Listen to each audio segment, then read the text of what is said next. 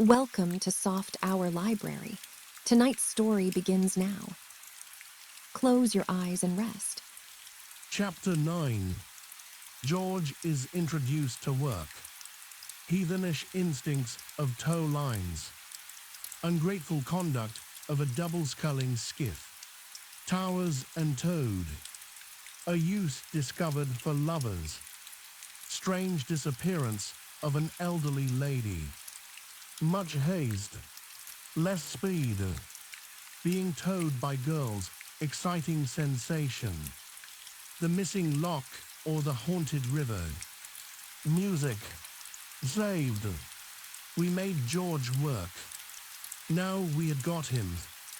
He did not want to work. Of course, that goes without saying. He had had a hard time in the city. So he explained. Harris, who is callous in his nature, and not prone to pity, said, and now you are going to have a hard time on the river for a change. Change is good for everyone. Out you get. He could not in conscience, not even George's conscience, object. Though he did suggest that, perhaps, it would be better for him to stop in the boat and get tea ready, while Harris and I towed, because getting tea was such a worrying work, and Harris and I looked tired. The only reply we made to this, however, was to pass him over the tow line, and he took it and stepped out.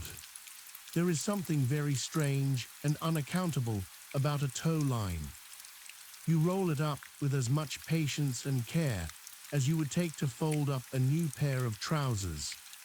And 5 minutes afterwards, when you pick it up, it is one ghastly, so revolting tangle.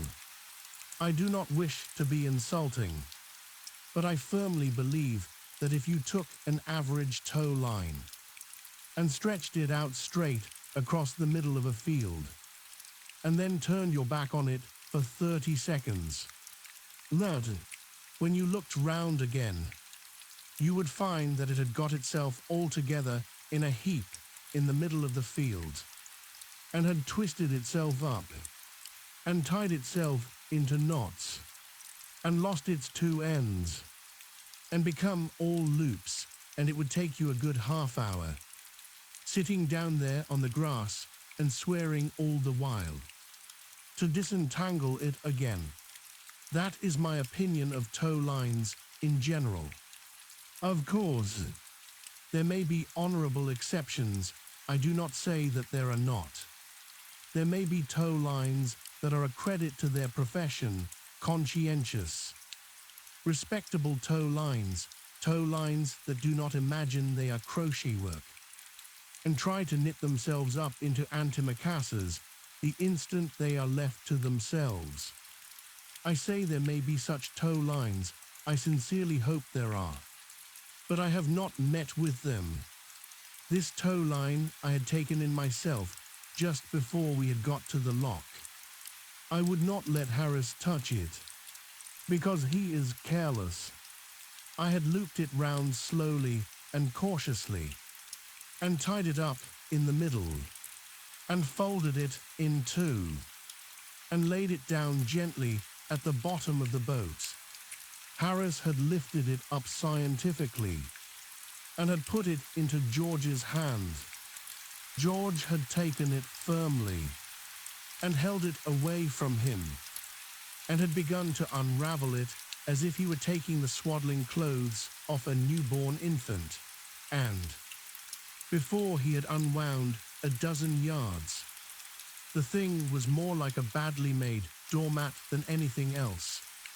It is always the same, and the same sort of thing always goes on in connection with it. The man on the bank, who is trying to disentangle it, thinks all the fault lies with the man who rolled it up, and when a man up the river thinks a thing, he says it. What have you been trying to do with it? Make a fishing net of it. You've made a nice mess you have. Why couldn't you wind it up properly?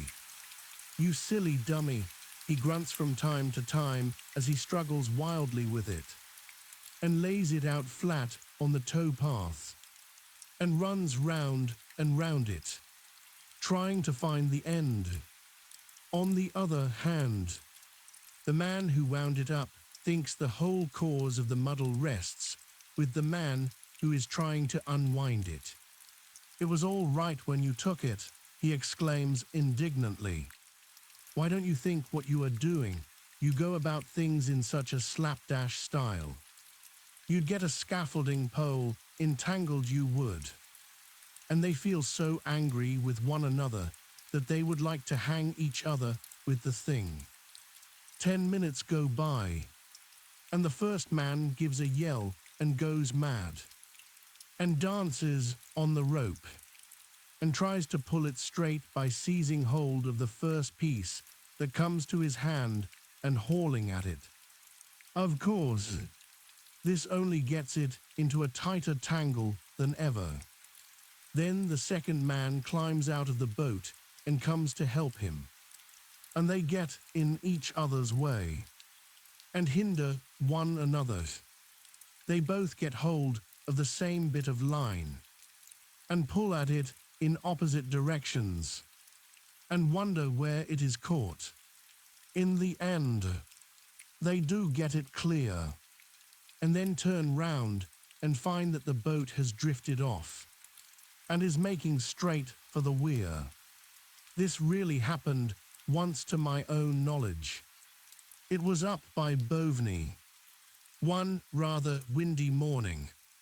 We were pulling downstream, and as we came round the bend, we noticed a couple of men on the bank. They were looking at each other with as bewildered and helplessly miserable expression as I have ever witnessed on any human countenance before or since. And they held a long tow line between them. It was clear that something had happened. So we eased up and asked them what was the matter. Why, our boat's gone off, they replied in an indignant tone. We just got out to disentangle the tow line, and when we looked round, it was gone, and they seemed hurt at what they evidently regarded as a mean and ungrateful act on the part of the boat. We found the truant for them half a mile further down, held by some rushes, and we brought it back to them. I bet they did not give that boat another chance for a week. I shall never forget the picture of those two men walking up and down the bank with a tow line, looking for their boat. One sees a good many funny incidents up the river in connection with towing. One of the most common is the sight of a couple of towers walking briskly along, deep in an animated discussion, while the man in the boat, 100 yards behind them, is vainly shrieking to them to stop and making frantic signs of distress with a skull. Something has gone wrong, the rudder has come off, or the boat hook has slipped overboard, or his hat has dropped into the water and is floating rapidly downstream. He calls to them to stop, quite gently and politely at first. Hi, stop a minute. Will you? He shouts cheerily. I've dropped my hat overboard. Then, hi, Tom, Dick, can't you hear? Not quite so affably this time. Then, hi, confound you. You dunderheaded idiots, hi, stop, oh you. After that, he springs up and dances about and roars himself red in the face and curses everything he knows. And the small boys on the bank stop and jeer at him and pitch stones at him as he is pulled along past them at the rate of 4 miles an hour and can't get out. Much of this sort of trouble would be saved if those who are towing would keep remembering that they are towing, and give a pretty frequent look round to see how their man is getting on. It is best to let one person tow. When two are doing it, they get chattering and forget, and the boat itself, offering, as it does, but little resistance, is of no real service in reminding them of the fact. As an example of how utterly oblivious a pair of towers can be to their work, George told us, later on in the evening, when we were discussing the subject after supper, of a very curious instance. He and 3 other men, so he said, were sculling a very heavily laden boat up from Maidenhead one evening, and a little above Cookham Lock they noticed a fellow and a girl walking along the towpath, both deep in an apparently interesting and absorbing conversation. They were carrying a boat hook between them, and attached to the boat hook was a tow line, which trailed behind them, its end in the water. No boat was near. No boat was in sight. There must have been a boat attached to that tow line at some time or other. That was certain, but what had become of it? What ghastly fate had overtaken it, and those who had been left in it, was buried in mystery, whatever the accident may have been. However, it had in no way disturbed the young lady and gentleman who were towing. They had the boat hook and they had the line, and that seemed to be all that they thought necessary to their work. George was about to call out and wake them up, but at that moment, a bright idea flashed across him, and he did. He got the hitcher instead, and reached over, and drew in the end of the tow line, and they made a loop in it, and put it over their mast, and then they tidied up the sculls, and went and sat down in the stern, and lit their pipes, and that young man and young woman towed those 4 hulking chaps and a heavy boat up to Marlow. George said he never saw so much thoughtful sadness concentrated into one glance before, as when, at the lock, that young couple grasped the idea that, for the last 2 miles, they had been towing the wrong boat. George fancied that, if it had not been for the restraining influence of the sweet woman at his side, the young man might have given way to violent language. The maiden was the first to recover from her surprise, and when she did, she clasped her hands and said, wildly, "Oh, Henry, then where is Auntie?" "Did they ever recover the old lady?" asked Harris. George replied he did not know. Another example of the dangerous want of sympathy between tower and towed was witnessed by George and myself once up near Walton. It was where the towpath shelves gently down into the water, and we were camping on the opposite bank, noticing things in general. By and by, a small boat came in sight, towed through the water at a tremendous pace by a powerful barge horse, on which sat a very small boy. Scattered about the boat, in dreamy and reposeful attitudes, lay 5 fellows, the man who was steering having a particularly restful appearance. "I should like to see him pull the wrong line," murmured George, as they passed, and at that precise moment the man did it, and the boat rushed up the bank with a noise like the ripping up of 40,000 linen sheets. 2 men, a hamper, and 3 oars immediately left the boat on the larboard side and reclined on the bank.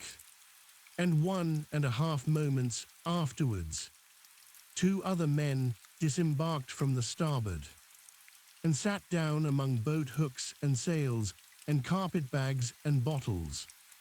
The last man went on 20 yards further and then got out on his head. This seemed to sort of lighten the boat, and it went on much easier. The small boy shouting at the top of his voice and urging his steed into a gallop. The fellows sat up and stared at one another. It was some seconds before they realized what had happened to them. But when they did, they began to shout lustily for the boy to stop. He, however, was too much occupied with the horse to hear them, and we watched them, flying after him, until the distance hid them from view. I cannot say I was sorry at their mishap. Indeed, I only wish that all the young fools who have their boats towed in this fashion, and plenty do, could meet with similar misfortunes.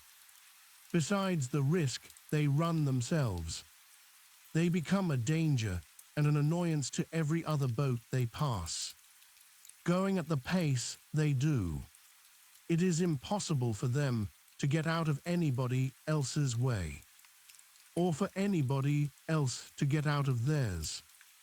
Their line gets hitched across your mast and overturns you, or it catches somebody in the boat and either throws them into the water or cuts their face open.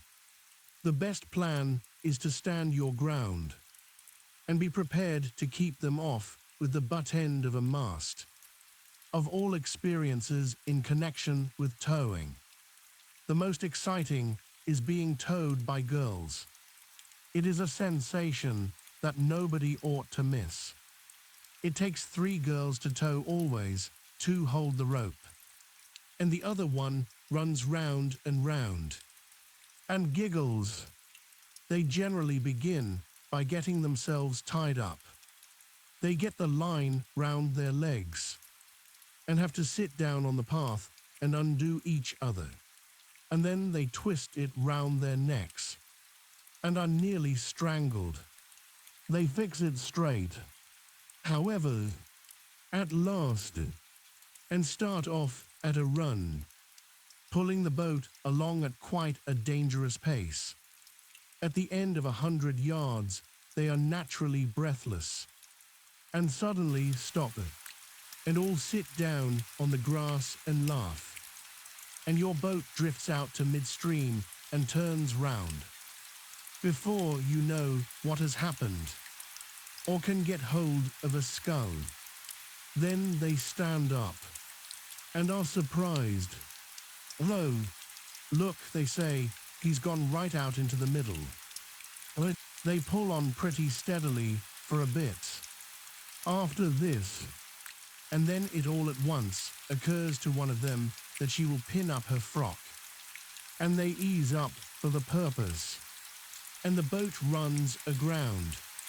You jump up and push it off, and you shout to them not to stop.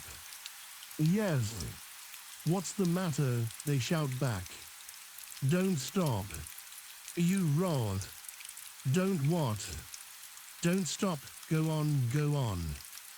Go back, Emily, and see what it is they want, says one, and Emily comes back and asks what it is. What do you want? She says. Anything happened? No. You reply. It's all right, only go on. You know, don't stop. Why not? Why? We can't steer. If you keep stopping, you must keep some way on the boat. Keep some what? Some way you must keep the boat moving. No. All right. I'll tell them. Are we doing it all right? No. Yes. Very nicely. Indeed. Only don't stop. It doesn't seem difficult at all. I thought it was so hard. No. No. It's simple enough. You want to keep on steady at it. That's all. I see. Give me out my red shawl. It's under the cushion. You find the shawl and hand it out. And by this time, another one has come back and thinks she will have hers too. And they take Mary's on chance. And Mary does not want it. So they bring it back and have a pocket comb instead. It is about 20 minutes before they get off again. And at the next corner, they see a cow, and you have to leave the boat to chivvy the cow out of their way. There is never a dull moment in the boat while girls are towing it. George got the line right after a while and towed us steadily on to Penton Hook. There we discussed the important question of camping. We had decided to sleep on board that night, and we had either to lay up just about there or go on past Staines. It seemed early to think about shutting up then. However, with the sun still in the heavens, and we settled to push straight on for Runnymede, 3.5 miles further, a quiet wooded part of the river, and where there is good shelter. We all wished, however, afterward that we had stopped at Penton Hook. 3 or 4 miles upstream is a trifle, early in the mornings, but it is a weary pull at the end of a long day. You take no interest in the scenery during these last few miles. You do not chat and laugh. Every half mile you cover seems like 2. You can hardly believe you are only where you are, and you are convinced that the map must be wrong, and when you have trudged along for what seems to you at least 10 miles, and still the lock is not in sight, you begin to seriously fear that somebody must have sneaked it and run off with it. I remember being terribly upset once up the river in a figurative sense. I mean, I was out with a young lady, cousin on my mother's side, and we were pulling down to Goring. It was rather late, and we were anxious to get in. At least she was anxious to get in. It was 6:30 when we reached Benson's Lock, and dusk was drawing on, and she began to get excited then. She said she must be in to supper. I said it was a thing I felt I wanted to be in at, too, and I drew out a map I had with me to see exactly how far it was. I saw it was just 1.5 miles to the next lock, Wallingford, and 5 on from there to Cleve. No, it's all right, I said. We'll be through the next lock before 7. And then there is only one more, and I settled down and pulled steadily away. We passed the bridge, and soon after that I asked if she saw the lock. She said no. She did not see any lock, and I said, "Oh," and pulled on. Another 5 minutes went by, and then I asked her to look again. No. She said, "I can't see any signs of a lock." But you are sure you know a lock? When you do see one, I asked hesitatingly, not wishing to offend her. The question did offend her, however, and she suggested that I had better look for myself, so I laid down the sculls and took a view. The river stretched out straight before us in the twilight for about 1 mile. Not a ghost of a lock was to be seen. You don't think we have lost our way, do you? Asked my companion. I did not see how that was possible, though. As I suggested, we might have somehow got into the weir stream and be making for the falls. This idea did not comfort her in the least, and she began to cry. She said we should both be drowned, and that it was a judgment on her for coming out with me. It seemed an excessive punishment. I thought, but my cousin thought not, and hoped it would all soon be over. I tried to reassure her, and to make light of the whole affair.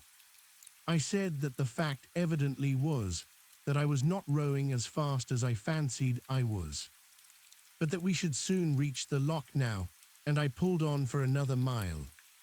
Then I began to get nervous myself. I looked again at the map. There was Wallingford Loch, clearly marked, 1.5 miles below Benson's.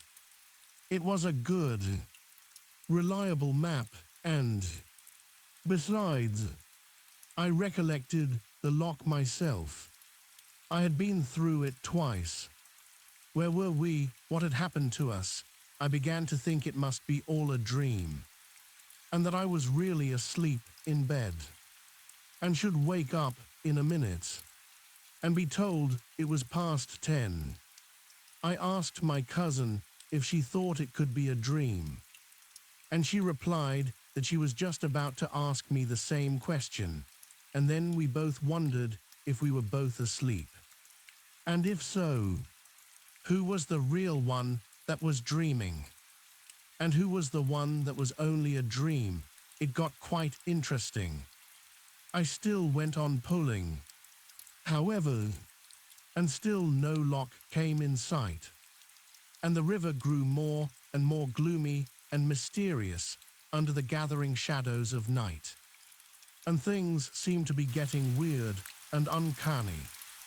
I thought of hobgoblins and banshees, and will-o'-the-wisps, and those wicked girls who sit up all night on rocks, and lure people into whirlpools and things, and I wished I had been a better man, and knew more hymns, and in the middle of these reflections I heard the blessed strains of He's Got 'Em On, played badly on a concertina, and knew that we were saved. I do not admire the tones of a concertina as a rule, but oh, how beautiful the music seemed to us both then, far more beautiful than the voice of Orpheus or the lute of Apollo, or anything of that sort could have sounded. Heavenly melody, in our then state of mind, would only have still further harrowed us. A soul-moving harmony, correctly performed, we should have taken as a spirit warning, and have given up all hopes. But about the strains of He's Got 'Em On, jerked spasmodically, and with involuntary variations, out of a wheezy accordion, there was something singularly human and reassuring. The sweet sounds drew nearer, and soon the boat from which they were worked lay alongside us. It contained a party of provincial arise and ariots, out for a moonlight sail. There was not any moon, but that was not their fault. I never saw more attractive, lovable people in all my life. I hailed them and asked if they could tell me the way to Wallingford Loch, and I explained that I had been looking for it for the last 2 hours. Wallingford Loch, they answered. Law love you, sir, that's been done away with for over a year. There ain't no Wallingford Loch now. Sir, you're close to Cleve now. Blow me tight if ain't a gentleman been looking for Wallingford Loch. Bill, I had never thought of that. I wanted to fall upon all their necks and bless them, but the stream was running too strong just there to allow of this. So I had to content myself with mere cold-sounding words of gratitude. We thanked them over and over again, and we said it was a lovely night, and we wished them a pleasant trip. And I think I invited them all to come and spend a week with me, and my cousin said her mother would be so pleased to see them. And we sang the soldiers' chorus out of Faust, and got home in time for supper. After all, Chapter 10, our first night, under canvas, an appeal for help, contrariness of tea kettles, how to overcome, supper, how to feel virtuous, wanted a comfortably appointed, well-drained desert island, neighborhood of South Pacific Ocean preferred. Funny thing that happened to George's father. A restless night. Harris and I began to think that Belweir Lock must have been done away with after the same manner. George had towed us up to Staines, and we had taken the boat from there, and it seemed that we were dragging 50 tons after us, and were walking 40 miles. It was 7:30 when we were through, and we all got in and sculled up close to the left bank, looking out for a spot to haul up in. We had originally intended to go on to Magna Charta Island, a sweetly pretty part of the river, where it winds through a soft, green valley, and to camp in one of the many picturesque inlets to be found round that tiny shore. But somehow, we did not feel that we yearned for the picturesque nearly so much now as we had earlier in the day. A bit of water between a coal barge and a gasworks would have quite satisfied us for that night. We did not want scenery. We wanted to have our supper and go to bed. However, we did pull up to the picnic point. It is called, and dropped into a very pleasant nook under a great elm tree, to the spreading roots of which we fastened the boat.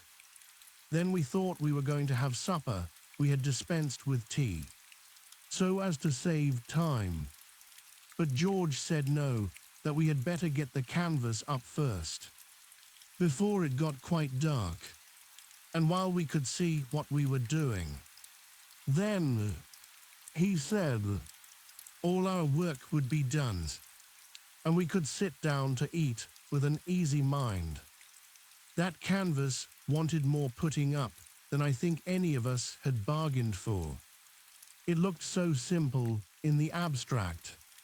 You took 5 iron arches, like gigantic croquet hoops, and fitted them up over the boat, and then stretched the canvas over them, and fastened it down. It would take quite 10 minutes.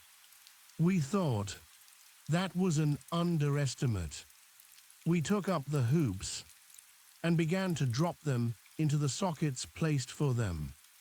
You would not imagine this to be dangerous work, but looking back now, the wonder to me is that any of us are alive to tell the tale. They were not hoops. They were demons. First, they would not fit into their sockets at all, and we had to jump on them and kick them and hammer at them with the boat hook, and when they were in, it turned out that they were the wrong hoops for those particular sockets, and they had to come out again.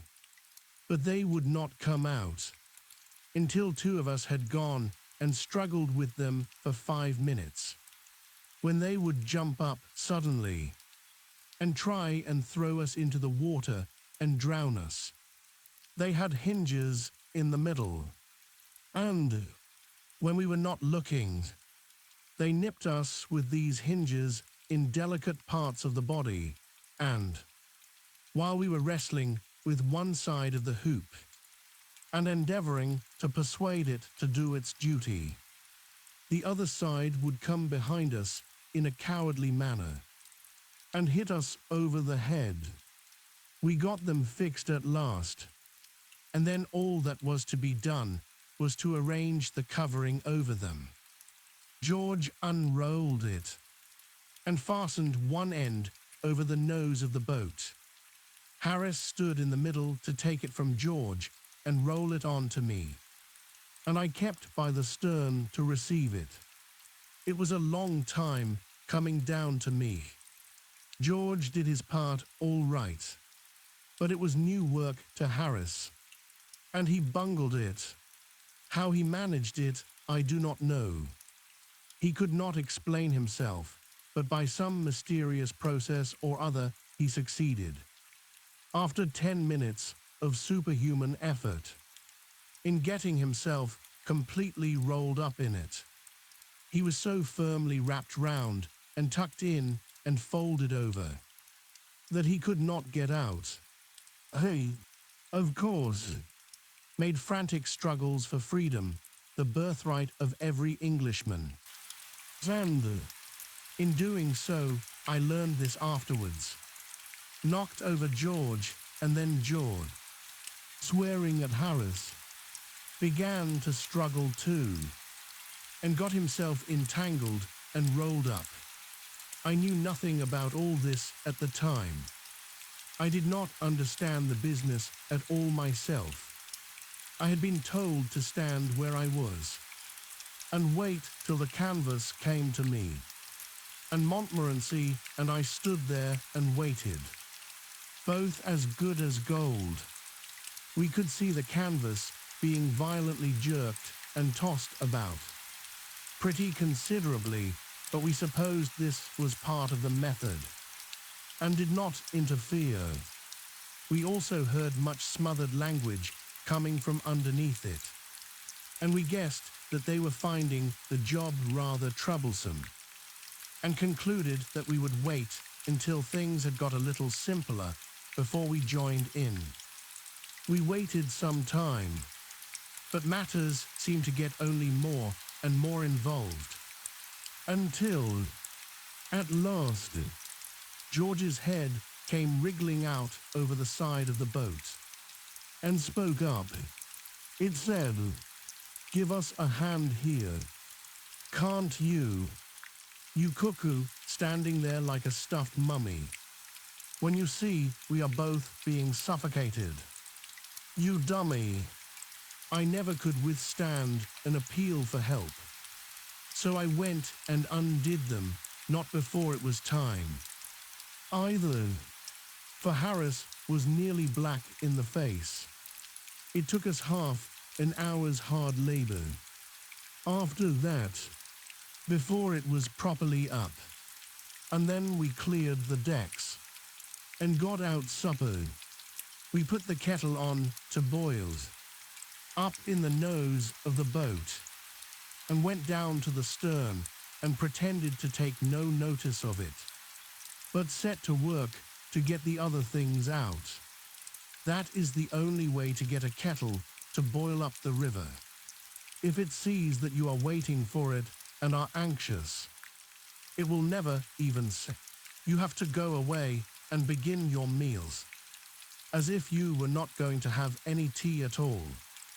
You must not even look round at it. Then you will soon hear it sputtering away, mad to be made into tea. It is a good plan. 2.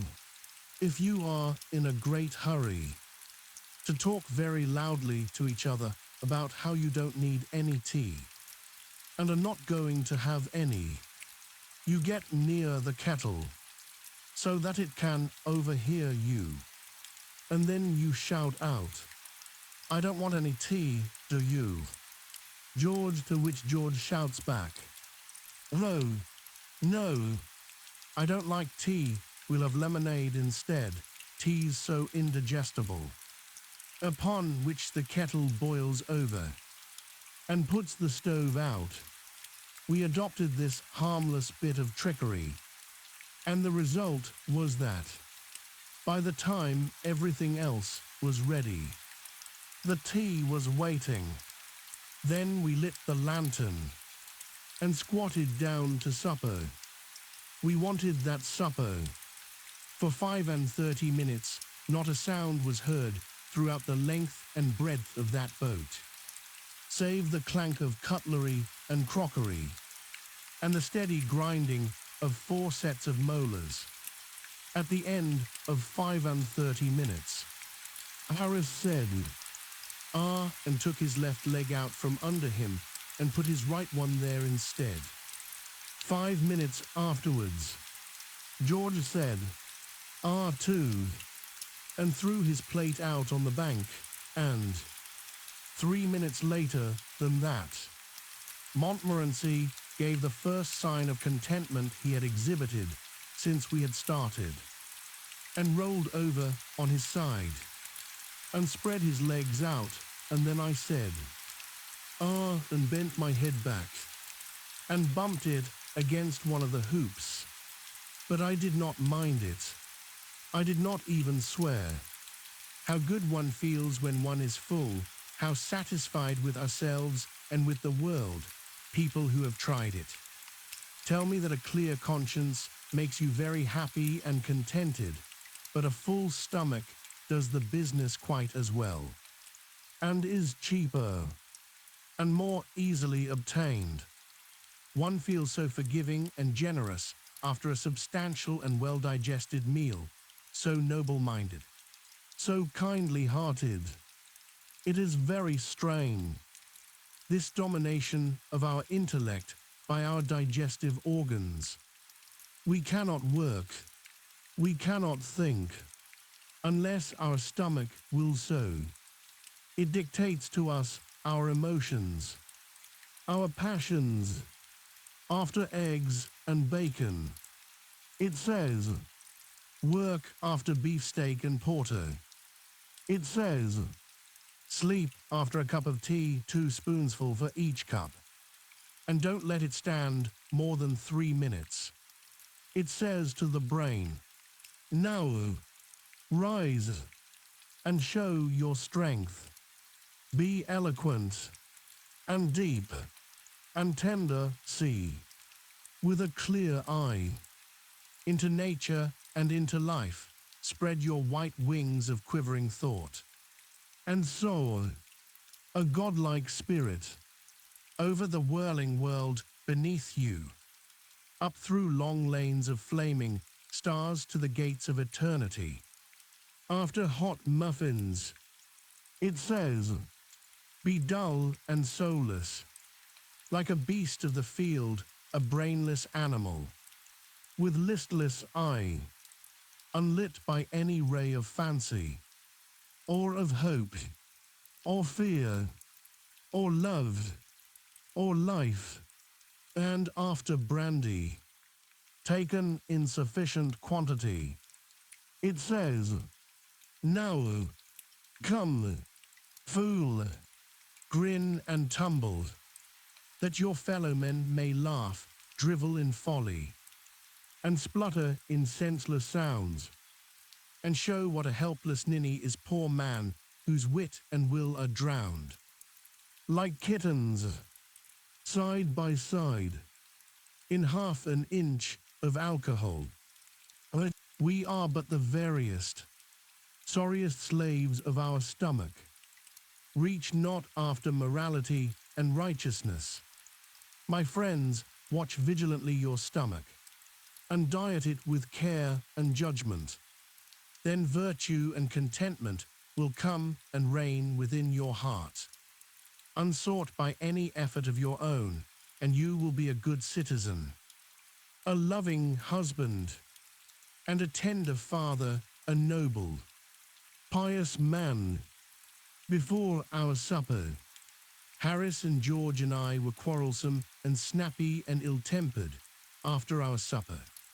We sat and beamed on one another, and we beamed upon the dog. Too, we loved each other. We loved everybody.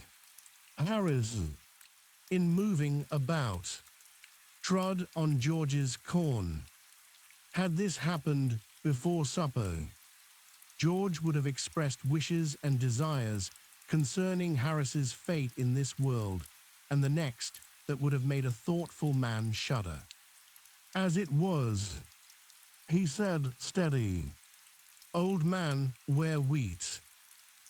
And Harris, instead of merely observing, in his most unpleasant tones, that a fellow could hardly help treading on some bit of George's foot, if he had to move about at all within 10 yards of where George was sitting, suggesting that George never ought to come into an ordinary-sized boat with feet that length, and advising him to hang them over the side, as he would have done before supper, now said, "Oh, I'm so sorry. Old chap, I hope I haven't hurt you." And George said not at all, that it was his fault, and Harris said no. It was his. It was quite pretty to hear them. We lit our pipes and sat, looking out on the quiet night, and talked. George said, why could not we be always like this, away from the world, with its sin and temptation, leading sober, peaceful lives, and doing good. I said it was the sort of thing I had often longed for myself, and we discussed the possibility of our going away. We fall to some handy, well-fitted desert island, and living there in the woods. Harris said that the danger about desert islands, as far as he had heard, was that they were so damp, but George said no, not if properly drained. And then we got on to drains, and that put George in mind of a very funny thing that happened to his father once. He said his father was travelling with another fellow through Wales, and one night they stopped at a little inn where there were some other fellows, and they joined the other fellows and spent the evening with them. They had a very jolly evening and sat up late, and by the time they came to go to bed, this was when George's father was a very young man, was slightly jolly. George's father and George's father's friend were to sleep in the same room, but in different beds. They took the candle and went up. The candle lurched up against the wall when they got into the room, and went out, and they had to undress and grope into bed in the dark.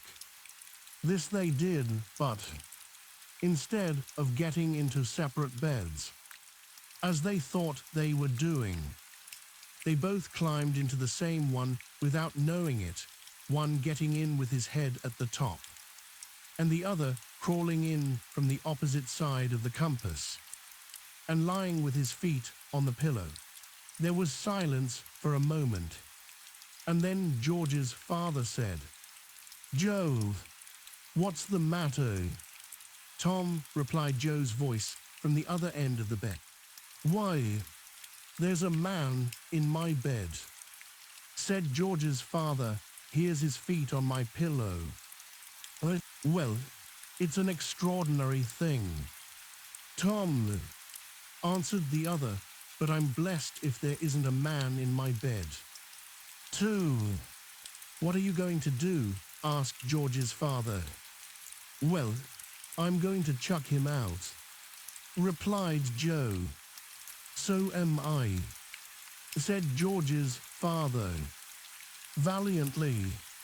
There was a brief struggle, followed by 2 heavy bumps on the floor, and then a rather doleful voice said, "I say, Tom."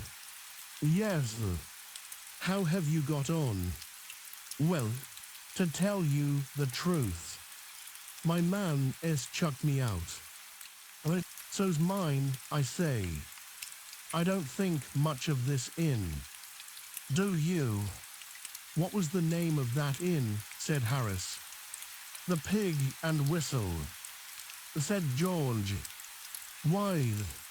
Oh, no, then it isn't the same, replied Harris.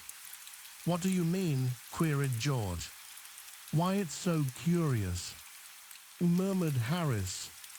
But precisely that very same thing happened to my father once at a country inn. I've often heard him tell the tale. I thought it might have been the same inn. We turned in at 10 that night, and I thought I should sleep well. Being tired, but I did. As a rule, I undress and put my head on the pillow, and then somebody bangs at the door and says it is 8:30, but tonight everything seemed against me, the novelty of it all, the hardness of the boat, the cramped position. I was lying with my feet under one seat and my head on another, the sound of the lapping water round the boat and the wind among the branches kept me restless and disturbed. I did get to sleep for a few hours, and then some part of the boat which seemed to have grown up in the night, for it certainly was not there when we started, and it had disappeared by the morning, kept digging into my spine. I slept through it for a while, dreaming that I had swallowed a sovereign, and that they were cutting a hole in my back with a gimlet, so as to try and get it out. I thought it very unkind of them, and I told them I would owe them the money, and they should have it at the end of the month. But they would not hear of that, and said it would be much better if they had it then, because otherwise the interest would accumulate so. I got quite cross with them after a bit, and told them what I thought of them, and then they gave the gimlet such an excruciating wrench that I woke up.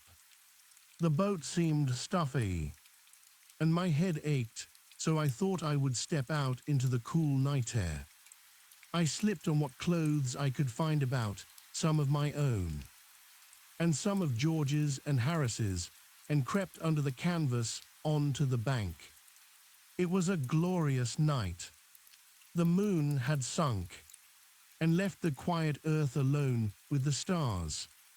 It seemed as if, in the silence and the hush, while we, her children, slept, they were talking with her, their sister, conversing of mighty mysteries in voices too vast and deep for childish human ears to catch the sound.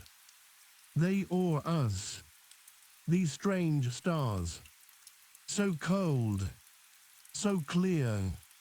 We are as children whose small feet have strayed into some dim-lit temple of the god they have been taught to worship but know not, and, standing where the echoing dome spans the long vista of the shadowy light, glance up, half hoping, half afraid to see some awful vision hovering there. And yet it seems so full of comfort and of strength. The night, in its great presence, our small sorrows creep away. Ashamed, the day has been so full of fret and care, and our hearts have been so full of evil and of bitter thoughts, and the world has seemed so hard and wrong to us. Then night, like some great loving mother, gently lays her hand upon our fevered head, and turns our little tear-stained faces up to hers, and smiles, and, though she does not speak, we know what she would say, and lay our hot flushed cheek against her bosom, and the pain is gone. Sometimes our pain is very deep and real, and we stand before her very silent, because there is no language for our pain, only a moan. Night's heart is full of pity for us. She cannot ease our aching, she takes our hand in hers. And the little world grows very small and very far away beneath us. And, borne on her dark wings, we pass for a moment into a mightier presence than her own. And in the wondrous light of that great presence, all human life lies like a book before us. And we know that pain and sorrow are but the angels of God.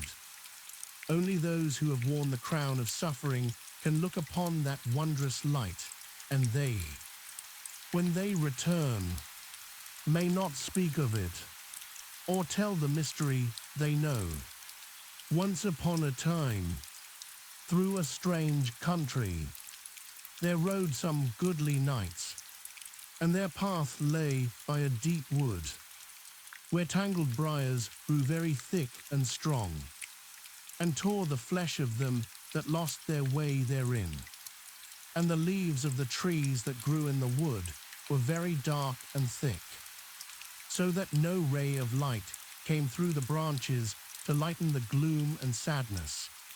And as they passed by that dark wood, one knight of those that rode, missing his comrades, wandered far away, and returned to them no more, and they, sorely grieving, rode on without him, mourning him as one dead.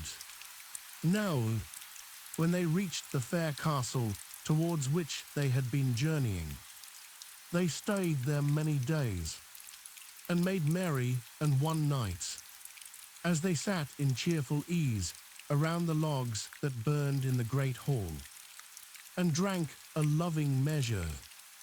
There came the comrade they had lost, and greeted them.